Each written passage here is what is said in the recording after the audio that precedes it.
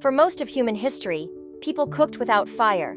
No flames, no sparks, just creativity and survival. So how did they do it? Let's explore. One of the oldest methods was earth cooking. People dug pits in warm soil, wrapped meat and roots in leaves, and buried the food underground. The slow heat from the planet gently cooked it over hours, sometimes days, relying on patience instead of flames. Then there's the intriguing method of chemical heat. Certain stones react when water hits them, heating up naturally. Ancient travelers took advantage of this to warm their food on the go. And the Romans, too, discovered this natural chemical reaction as a convenient cooking tool. Lastly, fermentation. This wasn't just a technique.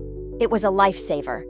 Grains softened, milk turned into yogurt, and fish became paste. Food lasted longer and was easier to digest, all without a single flame. Truly, our ancestors were masters of creative cooking.